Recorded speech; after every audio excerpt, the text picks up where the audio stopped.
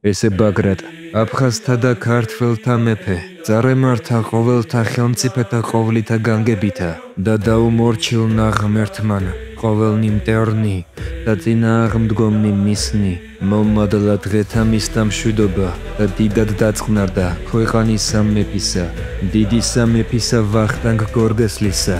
არავინ გამოჩენილა არ სხვა მსგავსი მისი დიდებითა და ძალითა და ყოვლითა გონებითა.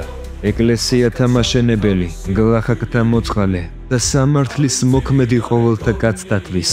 მემატიანე ამ სიტყვებით ახასიათებს საქართველოს მეფე ბაგრატ მესამეს. ბაგრატი ერთიანი საქართველოს პირველი მეფე იყო.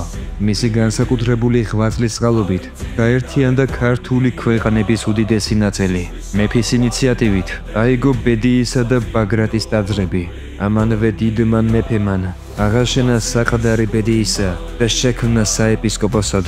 ამანვე აკუთხა ეკლესია ქუთათისა, განგებითა დიდითა და მიუწვდომლითა. რამე თუ შემოკრიბნა მახლობელნი ხელმწიფენი და კათალიკოსნი, მღვდელთ მოძღვარნი და ყოველთა მონასტერთა წინამძღვარნი და ყოველნი დიდებულნი ზემონი და ქვემონი, მამულისა და სამეფოსა მისამყოფნი და სხვათა ყოველთა სახელმწიფოთაგანი. ბაგრატ მესამე საქართველოს ისტორიაში ერთ-ერთი ყველაზე წარმატებული ხელმწიფე გამოდგა. მისი მეშვეობით საფუძველი ჩაეყარა დავით აღმაშენებლისა და თამარ მეფის ოქროს საქართველოს. ფენიქსის არი.